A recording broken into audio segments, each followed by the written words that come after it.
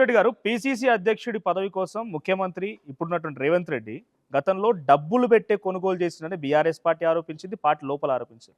ఇందాక మీరు అన్నారు ఆయన పీసీసీ పదవి రావడానికి నేనే కారణమని. అంటే ఆ రోజు అధిష్టానానికి బ్యాగులు మోసింది మీరేనా? మీకు నేనేం బ్యాగులు మోయలేదు. నాకు డబ్బులు ఇచ్చి కొనుక్కున్నప్పుడు మీరే నాకు కోఆర్డినేట్ నాకు చేసినప్పుడు బ్యాగులు మోయాల్సిన కర్మ నాకు పట్టలేదు. నంబర్ 1. రేవంత్ రెడ్డి గారు డబ్బులు ఇచ్చిరని నేను చెప్పుడు కాదు. కోమటిరెడ్డి వెంకటరెడ్డి గారే అన్నారు కదా 50 కోట్ల రూపాయలు ఇచ్చి పీసీసీ ప్రెసిడెంట్ కొనుక్కున్నామని. నేను చెప్పుడు కాదు, వాళ్ళ పార్టీ మంత్రి అన్నాడు కదా 50 కోట్లు ఇచ్చి కొనుక్కున్నాడని. నిజమేనా? అది నిజమా కాదా అనేది కోమటిరెడ్డి వెంకటరెడ్డి నిజం అని చెప్పింది కదా, నేను చెప్పేదేమో. వాళ్ళ సొంత మంత్రే దాన్ని ఎండార్స్మెంట్ చేసిన తర్వాత మళ్ళీ నేను ఎండార్స్ చేయాల్సిన అవసరం లేదు కదా. ఇట్ ఇస్ ఆల్ అండర్స్టూడ్ కదా. అంటే పదవి రావడానికి మీరే కారణమన్నారు. మనోజ్ గారు it is very clearly understood. Komatireddy Venkatareddy 50 కోట్ల రూపాయలు ఇచ్చి తెచ్చుకుంటని చెప్పిన తర్వాత వాళ్ళ పార్టీ ఆయన క్యాబినెట్లో ఉన్న మంత్రే ఇవాళ క్యాబినెట్లో ఉన్న మంత్రే ఎండార్స్మెంట్ చేసిన తర్వాత నేను ఎండార్స్ చేసేది చేయకుంటేది. దట్ ఈస్ ద ఫ్యాక్టే కదా. రెడ్డి గారు Revanth Reddy blackmail cheater అని మీరు ఇప్పుడు అంటున్నారు. ఆ సమయంలో మీకు తెలియదా? అలాంటి వ్యక్తిని మీరు కార్లో ఎందుకు తిప్పి పీసీ చీఫ్ కావాలని ఎందుకు మీరు రికమెండ్ చేశారు? మీరు కూడా కావాలని తప్పు చేశారు ఏమైనా? నిజంగా చాలా తప్పు చేసిన అని ఫీల్ అవుతున్నా. ఎందుకంటే అందరూ మోసపోయినట్టు నేను కూడా మోసపోయినా, ఉత్తమ్ అన్న కూడా మోసపోయిండు. మేము కూడా ప్రజలు ఎట్లయితే అందరూ మోసపోయారో ఇలా ఎట్లా మోసపోయారో అబద్ధాన్ని చాలా అందంగా చెప్తారండి రేవంత్ రెడ్డి గారు. ఆ అందమైన అబద్ధాలు విని మేము కూడా మోసపోయినాం. ఇలా ఎందుకు ఆ తప్పు చేసినామని బాధపడుతుంటాం. బట్ తప్పు చేసినా అని ఇష్టపెట్ట ఎక్కడైతే పోడగొట్టుకున్నామో అక్కడనే మళ్ళీ గెలవాలి అనే ఒక సామెత ఉంది. ఖచ్చితంగా రేవంత్ రెడ్డి గారిని దించుతాం. మళ్ళీ ఈ తెలంగాణ బాగుపడాలంటే ఈ తెలంగాణ రాష్ట్రానికి 3వసారి కేసీఆర్ గారు ముఖ్యమంత్రి కావాలా. కేసీఆర్ గారు ముఖ్యమంత్రి కావడానికి కోసం తెలంగాణ ప్రజల కష్టాల నుంచి మళ్ళీ బయటికి తీసుకురావడం కోసం ఎంతకైనా తెగిస్తాం, ఎంతకైనా కొట్లాడతాం. కాంగ్రెస్ అధికారంలోకి వచ్చిన కొత్తలో మీరు పొన్నం ప్రభాకర్ పైన రామగుండం ఫ్లైఓవర్కి సంబంధించి చాలా పెద్ద ఎత్తున ధర్నాలు రాస్తారోకలు చేశారు. అసలు అది సమసిపోయింది అనుకోవచ్చా, లేకపోతే మీ ఇద్దరి మధ్యలో ఏమైనా డీల్ కుదిరింది అనుకోవచ్చా? ఏం జరిగింది అసలు పొన్నం ప్రభాకర్? శ్రీనివాస్ గారు, ఆనాడు నేను సీరియస్గా కొట్లాడినా, సీరియస్గా వాళ్ళ దృష్టికి తీసుకొని వచ్చిన, ప్రభుత్వాన్ని దృష్టికి తీసుకొచ్చిన, అసెంబ్లీలో కూడా మాట్లాడినా. It is left up to the government to check whether it is right or wrong. ఇన్నిసార్లు వాళ్ళు తప్పు చేస్తుర్రు, వాళ్ళు చేసిన అవినీతి చేస్తున్నారు అని నేను చెప్పిన ఆనాడు. ఇలా సెట్ చేసుకోవాల్సింది గవర్నమెంట్. నేను ఇంత కొట్లాడాలి, ఇంత అని చెప్పాలి, చెప్పేదంతా చెప్పిన. ఇప్పుడు సమస్య ఇంకా నడుస్తుంది, ఫ్లైఓవర్స్ సంబంధించిన కూడా నడుస్తుంది. ఖచ్చితంగా దాని మీద ఎంక్వైరీ జరగాల్సిందే కదా. మీరు రేవంత్ రెడ్డి చాలా హెల్ప్ చేశారు కదా, అసెంబ్లీలో మీకు తరచుగా కనిపిస్తూ ఉంటారు. ఏమైనా పలకరిస్తారా, మాట్లాడతారా, ఏమైనా జరిగిందా? రేవంత్ రెడ్డికి నా కళ్ళల్లో కళ్ళు పెట్టి చూసే అంత ధైర్యం ఉన్నదా? అది అసెంబ్లీ కావచ్చు, ఎక్కడన్నా కావచ్చు. నా కళ్ళల్లో కళ్ళు పెట్టి చూసే ధైర్యం రేవంత్ రెడ్డి గారికి ఉండదు. మీరు ఎక్కడైనా క్లిప్పింగ్స్ చూడొచ్చు. స్పీకర్ గారు ఎన్నికప్పుడు ఉన్నప్పుడు, స్పీకర్ గారిని ఎన్నుకున్నప్పుడు రేవంత్ రెడ్డి గారు పక్కన నిల్చుని నేను నడుచుకొని పైకి పోయి స్పీకర్ గారికి కంగ్రాచులేషన్స్ చెప్తే రేవంత్ రెడ్డి గారికి నా కళ్ళలో కళ్ళు పెట్టి చూసే ధైర్యం లేదండి. ఎందుకంటే ఆయన తప్పు చేసిండనే ముచ్చట ఆయనకు తెలుసు, ఆయన మోసం చేసిండనే ముచ్చట ఆయనకు తెలుసు, ఆయన మనస్సాక్షిగా తెలుసు. కాబట్టి ఆయనకు ఆ మనసు కూడా ఒప్పుతలేనట్టు. హుజరాబాద్ ఎన్నికల సమయంలో మిమ్మల్ని చీట్ చేశారని మీరు అంటున్నారు. అదే సమయంలో మీరు కాంగ్రెస్లో ఉండి ఒక బీఆర్ఎస్కి చెందిన గ్రామస్థాయి నాయకుడితోటి ఫోన్లో మాట్లాడి వచ్చేది నేనే, బీఆర్ఎస్ ఇచ్చి నాకు టికెట్ వస్తాను మీరు అన్న ఆడియో క్లిప్ చాలా వైరల్ అయింది. మీరే కాంగ్రెస్ పార్టీ చీట్ చేయడానికి ట్రై చేశారన్న అని అప్పుడు ఆ పార్టీ నాయకులు ఆరోపించారు. దాంట్లో 100కి 100% ఆనాడు నేను ఫోన్ చేసి మా కాంగ్రెస్ పార్టీ గ్రామ శాఖ అధ్యక్షునికి ఫోన్ చేసి మనం బీఆర్ఎస్ పార్టీకి పోదాము, నాకు బీఆర్ఎస్ పార్టీ నుంచి టికెట్ వస్తుందని చెప్పింది 100% వాస్తవం. కానీ కాంగ్రెస్ పార్టీలో ఉన్నట్టు వినాలి, మొత్తం వినాలి. నేను ఎందుకు ఆ స్టెప్ తీసుకున్నా అంటే దానికంటే ముందు ఎపిసోడ్ ఏమైందంటే ఈటల రాజేందర్ గారికి రేవంత్ రెడ్డి గారు 25 కోట్ల రూపాయలకు అమ్ముడు పోయిండు. రేవంత్ రెడ్డి గారు కాంగ్రెస్ పార్టీ ప్రెసిడెంట్గా ఉండుకుంటూ ఒక ప్రముఖ ఛానల్లో కూర్చొని ఈటల రాజేందర్ గారు గెలుస్తాడా, బీజేపీ క్యాండిడేట్ గెలుస్తాడని చెప్పిండు. ఇళ్ళ లాభం లేదు, నేను అమ్ముడు పోయిండు, మనం వీళ్ళున్న లాభం లేదు, వేస్ట్ అని బయటకు వచ్చిన తర్వాత నేను మాట్లాడినా. కానీ రేవంత్ రెడ్డి గారు చీడి చేసిన తర్వాతనే నేను బయటకు వచ్చేద్దామని ఆనాడు డిసైడ్ చేసిన తప్పితే నేను ఏనాడు కూడా తప్పు చేయలేదు కాంగ్రెస్ పార్టీ. రైట్. ఇప్పుడు మీ పోటీ డైరెక్ట్గా ముఖ్యమంత్రి రేవంత్ రెడ్డితోనైనా? కౌశిక్ రెడ్డి ప్రతి దాంట్లో రేవంత్ రెడ్డి అని ఒకసారి, రేవంత్ రెడ్డి అని రెండోసారి, రేవంత్ రెడ్డి అని చివరాకరణ ముందు మొత్తం కూడా రేవంత్ రెడ్డి వస్తున్నారు. కొంపరీస్ మీరు హుజరాబాద్ వదిలిపెట్టి కొడంగల్లో పోటీ చేస్తారని నీకు క్లియర్గా చెప్తున్నా. ఈ తెలంగాణ రాష్ట్రంలో రేవంత్ రెడ్డి గారిని గద్దె దించే వరకు బరాబర్ కొట్లాడతాం, రేవంత్ రెడ్డితోనే కొట్లాడతాం. రేవంత్ రెడ్డిని గద్దె దించే వరకు ఊకునే ప్రసక్తే లేదు. మీకు ఇంతకుముందు కూడా చెప్పిన మనోజ్ గారు, రేవంత్ రెడ్డి గారు చాలా సక్సెస్ఫుల్గా గేమ్ ప్లాన్ చేసి సక్సెస్ అయ్యాడు. ఇలా ఇదే కౌశిక్ రెడ్డి కాంగ్రెస్ పార్టీలో ఉండుంటే ఇలా ఉత్తమ్ కుమార్ రెడ్డి ఈ తెలంగాణ రాష్ట్రానికి ముఖ్యమంత్రి అయ్యేటోడు 100కి 100% చెప్తున్నాడు. ముఖ్యమంత్రి అయ్యేటోడు. రేవంత్ రెడ్డి గారు ఒక క్రిమినల్ ఆలోచన చేసి అన్నాదమ్ములను దూరం చేసి ఆయన సక్సెస్ అయ్యిండు. కానీ ఆయన అనుకుంటున్నాడేమో ఉత్తమ్ కుమార్ రెడ్డి లాగా సాఫ్ట్గా ఉండి సౌమ్యంగా ఉత్తమ్ కుమార్ రెడ్డి గారు ఎట్లయితే ఉంటాడో కౌశిక్ రెడ్డి కూడా అట్లనే ఉంటాడు అనుకుంటున్నాడు. కానీ కౌశిక్ రెడ్డి అట్లుండే ప్రసక్తి లేదు. రేవంత్ రెడ్డి జుట్ల నుంచి వెళ్ళినోడు కౌశిక్ రెడ్డి. ఖచ్చితంగా రేవంత్ రెడ్డిని మళ్ళా దించే వరకే, ఊకునే ప్రసక్తే లేదు. ఇప్పుడు రేవంత్ రెడ్డిని గద్దె దించుతామని మీరు స్టేట్మెంట్ చేస్తారు, రేవంత్ రెడ్డిని గద్దె దించుతాం మీరు స్టేట్మెంట్ చేస్తా ఉంటే బండి సంజయ్ నేను ఒక విచిత్రమైన స్టేట్మెంట్ చేసి 25 మంది ఎమ్మెల్యేలు భేటీ అయ్యారు, వాళ్ళే గద్దె దించే ప్రయత్నం చేస్తున్నారని. నిజంగా అట్లాంటి పరిస్థితి ఉందా కాంగ్రెస్ లో ఈరోజు? అది నాకు తెలియదు. అంటే కాంగ్రెస్ లో అట్లా నడుస్తుందా? అది నాకు తెలియదు, నేను చూడలేదు దాని గురించి. బట్ అసలు ఏం జరుగుతుందో ఈ కాంగ్రెస్ పార్టీలో, అసలు ప్రజలకి ఏమైనా చేయండి అయినా అంటే వీళ్ళ దాంట్లో వీళ్ళే గుంజుకున్నాడు, వీళ్ళ దాంట్లో వీళ్ళే తిట్టుకున్నాడు, వీళ్ళదో కథ. మొన్న మంత్రులు రాజ్యసంగా భేటీ అయ్యారు, రేవంత్ రెడ్డిని దించే ప్రయత్నం చేస్తారు, కంప్లైంట్ చేయబోతారు.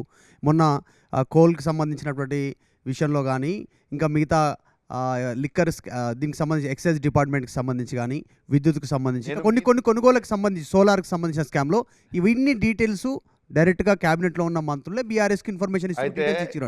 ఎవరు ఇన్ఫర్మేషన్ ఇచ్చేది ఎవరు వెళ్ళారు. కానీ కాంగ్రెస్ పార్టీ వాళ్ళ సీనియర్లకి రక్తం ఉంటే మధు, ఉత్తమ్ కుమార్ రెడ్డి గారు కావచ్చు, శ్రీధర్ బాబు గారు కావచ్చు, బట్టి విక్రమార్క గారు కావచ్చు, దామోదర్ రాజ్ నరసింహ గారు కావచ్చు, లేకుంటే మన కోమటిరెడ్డి వెంకటరెడ్డి గారు కావచ్చు, కోమటిరెడ్డి రాజగోపాల్ రెడ్డి గారు కావచ్చు, పొన్నం ప్రభాకర్ గారు కావచ్చు, వీళ్ళకి దమ్ముంటే రేవంత్ రెడ్డి గారు వాళ్ళందరిని అసెంబ్లీలో కూసబెట్టే తొక్కుకుంటా ఈడికి వచ్చినా అని ఎవరిని తొక్కిండు?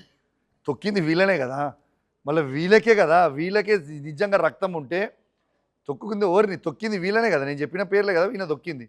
ఇలా నిజంగా వాళ్ళకి రక్తం ఉంటే ఇలా రేవంత్ రెడ్డిని వాళ్ళు తొక్కాలి, రేవంత్ రెడ్డిని తొక్కి వాళ్ళ దాంట్లో నుంచి ఎవరన్నా ఒకరు కావాలి, దమ్ముంటే ఆ పని చేయమని. కౌశిక్ రెడ్డి గారు, నియోజకవర్గం వీణవంక వేదికగా ప్రతి సమ్మక్క సారక్క జాతరకి ఏదో ఒక వివాదం చెలరేగుతూ ఉంటుంది. అది మీ పాలనకి మీకు మధ్యలో జరుగుతున్నటువంటి వివాదంగా చిత్రీకరణ జరుగుతూ ఉంటుంది. అసలు నిజమేంటి? ఏసీపీ మాధవికి కౌశిక్ రెడ్డికి మధ్యలో ఉన్నటువంటి ఆ గొడవ ఏంటి? అసలు ఆ వీడియోలకు సంబంధించినటువంటి అసలు మీకు వెరీ క్లియర్గా చెప్తున్నా శ్రీనివాస్ గారు. అసలు ఫస్ట్ థింగ్, నాకు అసలు వివాదం లేదు. సమ్మక్క జాతర మంచిగా జరగాల. మా ఊర్లో మా తాతలు ముత్తాతల నుంచి సమ్మక్క జాతర జరుగుతూ ఉంది. ఆడ లక్షలాది మంది భక్తులు వస్తారు. ఆ భక్తులకి అద్భుతంగా దర్శనం కావాలి, ఆ భక్తులకి అద్భుతమైన సౌకర్యం కల్పించాలి. ఆ జాతర అనేది ఎండోమెంట్ డిపార్ట్మెంట్ నుంచి కావాలా? ఎట్లయితే మేడారంలో ఎండోమెంట్ డిపార్ట్మెంట్ చేస్తుందో అదే విధంగా ఎండోమెంట్ డిపార్ట్మెంట్ వీణవంకలు కూడా చేస్తే భక్తులకు ఇంకా సౌకర్యాలు బాగా కలుగుతాయి అనేది నా ఉద్దేశం.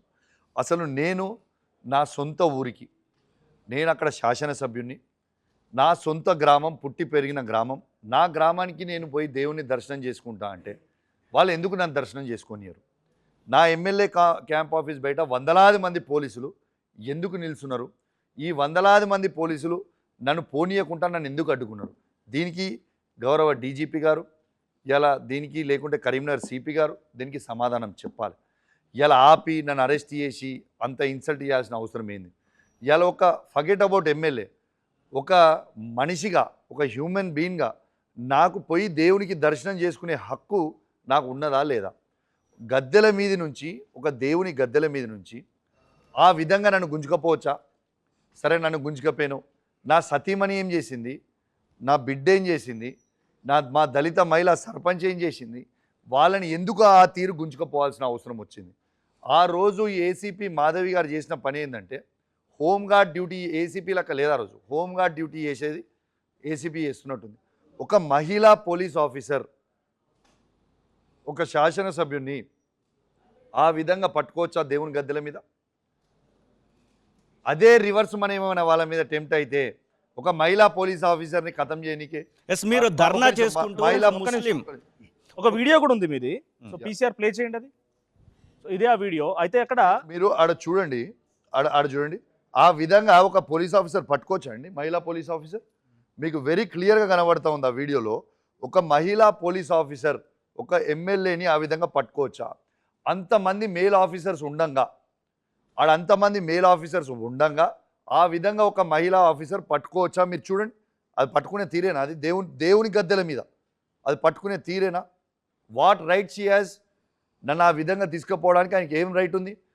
హ్యూమన్ బీయింగ్గా అసలు నా సతీమణిని దిగిపోంటే దిగిపోతుంది కదా, అసలు ఆ విధంగా గుంజుకుపోవాల్సిన అవసరం ఏంటిది? నా బిడ్డని, మైనర్ బిడ్డ ఆ విధంగా గుంజుకోపోవాల్సిన అవసరం ఏంటిది? వీళ్ళు కరీంనగర్ సిపి గారు, హుజరాబాద్ ఏసీపీ గారు, జమ్మికుంట రూరల్ సిఏ గారు కాంగ్రెస్ పార్టీ కండువలు కప్పుకొని పనిచేస్తున్నారు. ఖచ్చితంగా రేపు మేము అధికారం వచ్చిన తర్వాత 3 ఏళ్లలో మేము ఎట్టు పరిస్థితి అధికారం వస్తాం. అధికారం వచ్చిన తర్వాత వీళ్ళని మాత్రం ఇష్టపెట్టేది ఉండదు. మీరు ఇంకోటి మీకు వెరీ క్లియర్గా ఒకటి వసంతరెడ్డి గారు, 2 కుటుంబాల మధ్య సమస్య కాంగ్రెస్ పార్టీ సమస్యగా మార్చిందా? ఒక్క నిమిషం అండి ప్లీజ్. ఇది ఈ పోలీస్ ఆఫీసర్లు ఎంత తప్పుడు రాస్తా ఉన్నాడంటే మీ ద్వారా మొత్తం తెలంగాణ కూడా చూడాలి. ఆల్రెడీ ఇంతకుముందు చూపించిన ఈ 3 పోలీస్ ఆఫీసర్లు చేసిన తప్పుకి అందరినీ ఏ విధంగా బలి చేస్తున్నా అనేది మీరు చూడాలి. ఇలా ఇది IPS officers association letter head. ఈ లెటర్ హెడ్లో ఏమని రాసిండ్రు? సెకండ్ పారాలో ఒకసారి చదివినిపిస్తా. While the local police officers were discharging the lawful duties, the honourable MLA without any basis and provocation has made false allegations against Sri Gaus Alam IPS by naming his religion and charging that he was trying to convert people of other faiths into his religion. అంటే ఏం రాసిరు? నేను Karimnagar CP గారు మత మార్పిడి చేస్తూ ఉన్నాడు అని నేను అన్నా అని ఒక IPS officer association letter head మీద చేసిరు. దీని అధ్యక్షుడు గౌరవ డీజీపీ శివధర్ రెడ్డి గారు. ఇలా నేను వీళ్ళకి సవాల్ విసిరినా మళ్ళీ మీ ఆర్టీవీ ద్వారా మళ్ళీ వీళ్ళకి సవాల్ విసురుతా ఉన్నాను. నేను ఈ మాట అన్నట్టు ఒక్క వీడియో క్లిప్ చూపిస్తే నా ఎమ్మెల్యే పదవికి నేను రాజీనామా చేస్తా, నేను శాశ్వతంగా రాజకీయాల నుంచి తప్పుకుంటా అని చెప్తా ఉన్నాను. బిఫోర్ ఒక్క నిమిషం ఇది క్లారిటీ కావాలి అందరికీ. నేను ఇప్పటిదాకా అడిగినా, మరి ఇన్నిసార్ల నుంచి ఛాలెంజ్ చేస్తున్నా, మరి వీళ్ళందరూ ఎందుకు దీనికి వీడియో క్లిప్ చూపిస్తలేరు? నాది ఎటువైంది మరి వీడియో క్లిప్? అంటే ఇది వెరీ క్లియర్గా ఇవాళ వెరీ క్లియర్గా ఈ 3 కరీంనగర్ సిపి గారు, హుజరాబాద్ ఏసీపీ గారు, ఇవాళ జమ్మికుంట రూరల్ సిఏ గారు చేయబట్టి మొత్తం ఐపీఎస్ ఆఫీసర్స్ అసోసియేషన్ ఇవాళ తల దించుకునే పరిస్థితిగా చేసిరు వీళ్ళు 3 తప్పుడు సమాచారం ఇచ్చి అనేది. దీనికంటే క్లియర్ ఎవిడెన్స్ అవసరం లేదు. అసలైన తొలి వెలుగు. ఫాలో వాట్సాప్ @తొలి వెలుగు అఫీషియల్.